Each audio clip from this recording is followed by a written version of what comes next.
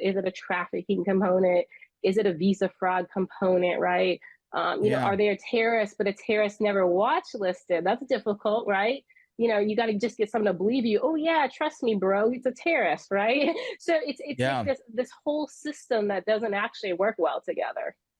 Yeah, that's the problem. It's the dissemination of information across all letter agencies. You know what I mean? And this is definitely something I think that needs to be addressed. We need to find, maybe it is Department of Homeland Security stands up a whole new section. Maybe someone takes over this department and actually does something about it. Maybe it's the FBI. I don't know what it is, but I've had people call me like, hey, I know for a fact this. So I'm like, man, I don't even know where to send you. I have a ton of friends in the contracting world. I have a ton of friends who have been all the different spaces with your department, everything. And no one has an answer for that. Like, I don't have an answer for it. And I work for the Department of Homeland Security. So it's like, you know what I mean? So it's how crazy is that's a concern currently right now. No one knows where to go. Right. Yeah. I mean, it's crazy. I complain about this all the time, just for the movement of terrorists. Remember, our attackers, we don't even have most of them watch listed. We can't find someone to watch list the terrorists who came and killed 2 CIA officers and an ambassador and another State Department officer. That's how bad it is. There's not even a system to effectively do that. If something's not generated and auto-generated inside the U.S. government, it's very hard to get outside information into the government and to get them to take it seriously. How, just slight change of subject. You've kind of worked in the space of this. I assume with CIA, but do you believe there's spies in our country? Oh yeah, of course. Absolutely. Okay. And say, what is the process for that? If you identify someone you believe might be a spy, is there a process that for sure for that one? I don't exactly think there is. I actually got information on a double agent late last year. Luckily, they're not in the United States. And so I was like, I'll pass it to the CIA, right? That makes sense. And I've never even got a response on it. And that's a double agent. So yeah, if there is, I'm assuming it's a counterintelligence department at FBI is who I'd assume you pass it to. Now, how you get it to them and have to send it to some random tip line and hope the person working the tip line understands the nuance of it or the importance of it, I just don't know. I have a big problem, as you can imagine, with like the rewards for justice.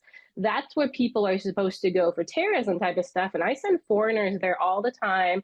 They end up interacting with someone who has no idea what they're talking about, as you can imagine. They say weird things like, send me everything you know. I had a guy, he's been working terrorists 40 years. He said, Sarah, this chick told me to send her everything I know. He's like, I have like full hard drives of terrorist information. Like, what is she talking about? And he finally just ended the conversation. He's like, this person's incompetent. Like, think about it. Those are who foreigners even have to interact with to pass off information.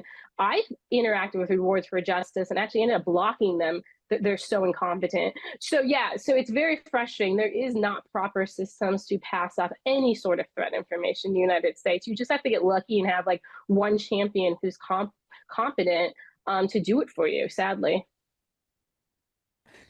I had no idea that was the answer, because that's disheartening to know that there really is no real path currently that is showing any kind of effect. The Mexican border, obviously they have a new president, and I'm not sure. How do you feel about the new president? Do you know anything about that? I don't know anything about her to make an opinion, unfortunately. Yeah.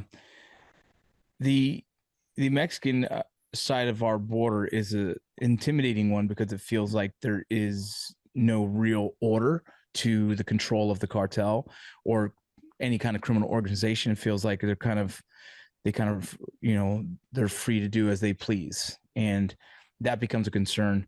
The last person I interviewed said that the cartel was mentioning to him as a journalist. He's a journalist that is close with the cartel and reports on them.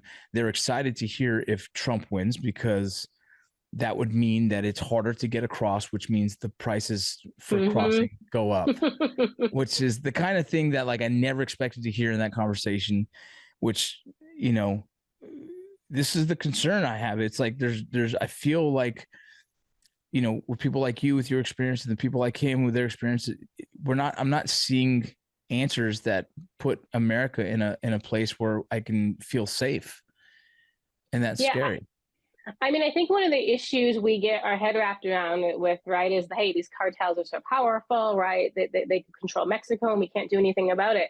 I think the thing we can do something about and we don't is basically when they cross our border, right? I mean, there's U.S. companies, U.S. persons assisting them, in the trafficking of whatever it is, or involved in any sort of crime they're involved in.